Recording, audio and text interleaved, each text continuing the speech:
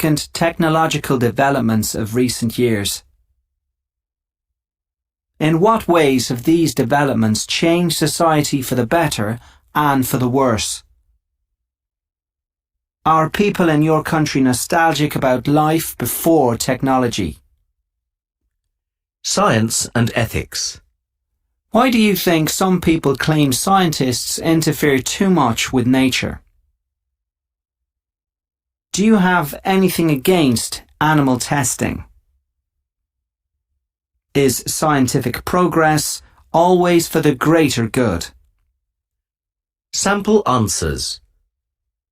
What have been the most significant technological developments of recent years? Undoubtedly, one's connected with the internet. The internet has created a global village where everyone can easily and cheaply contact almost anyone in the world, just to chat or to do business or to find love. It's a revolution, the like of which I don't think has been seen before.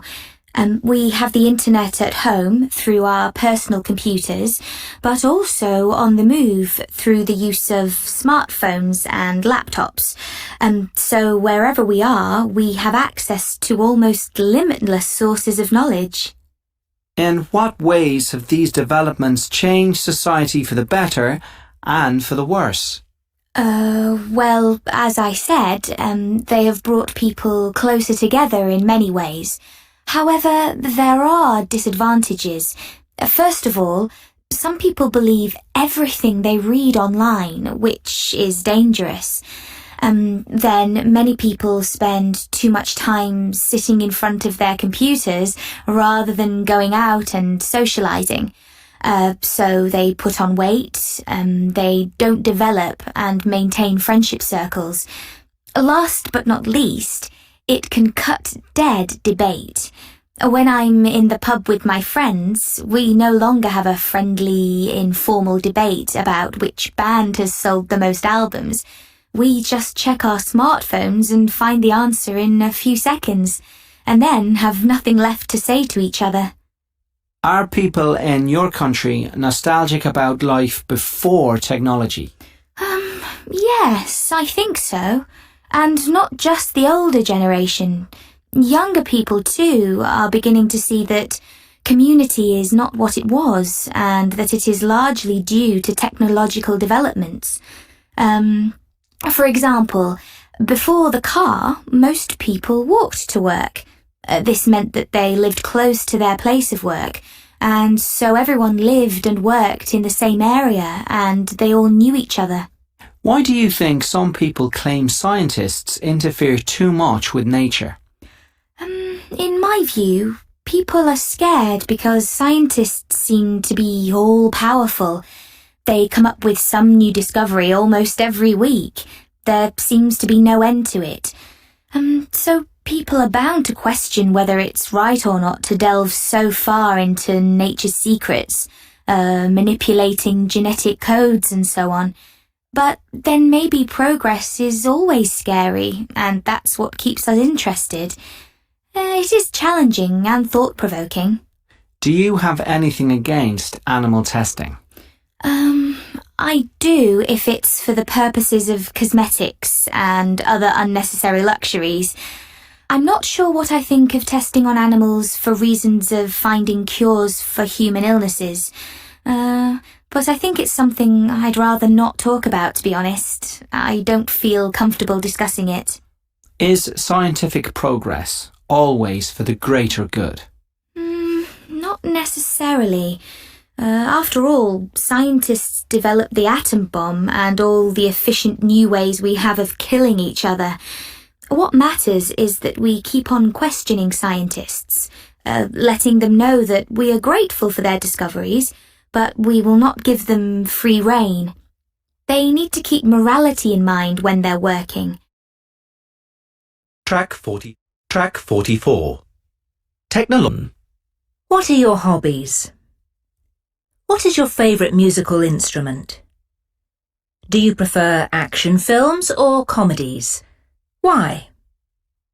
Do you think it is important to read novels and poetry? Why? Sample answer. What are your hobbies?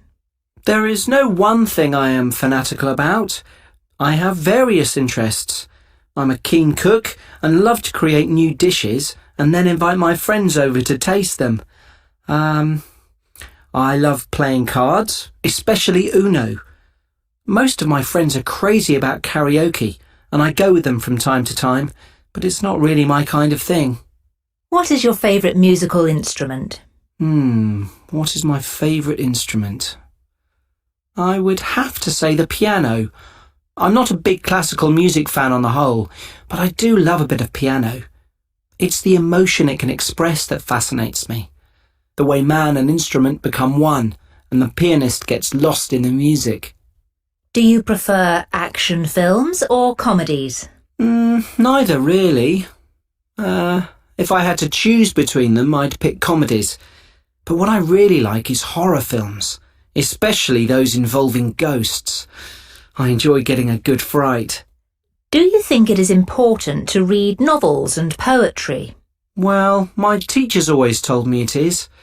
But reading, I can take it or leave it. I can't remember the last time I picked up a real page-turner. I don't think it's important to read. You can be entertained by films, and you can be educated via the television, watching documentaries and so on. So, I don't feel I'm missing out on anything. Track 51. Track 51. Sample answer. One of my favourite hobbies is going shopping. I've always loved it. I think I get it from my mum, who used to take me to the nearest town every weekend to visit shops and boutiques. She taught me about buying a few quality items that you may pay a premium for, but that last a long time, so are a good investment. She also taught me about how to check for the quality of a garment by looking at the way it's sewn together, and also creasing the fabric to see if it stays creased or not. If it stays creased, then it's a poor quality fabric. Another thing I learnt from her is how to find a bargain. You need to shop around and not be afraid of trying the smaller boutiques where you're more likely to find a shop owner who's happy to offer a discount. I've been shopping on my own since I was a student. Then I could not afford to buy many things, but stuck to what my mum taught me and kept my eyes open for a quality bargain. The rest of the time I would window shop. Nowadays I can afford designer clothes, but I still love the sales when I hunt for a bargain and the odd top designer item. One thing I hate, however, is trying things on because there are always long queues and it means you have less time for shopping. It's not a problem not trying things on because if something is not the right size, I can take it back to the shop as long as I've kept the receipt. I go shopping every week. I find it therapeutic. It always makes you feel good to get your hands on a nice quality piece at a bargain price. And if I'm feeling a bit down, there's nothing like a bit of retail therapy. I find shopping exciting as well. You spend time in the poshest part of town where you can mix with fashionable people.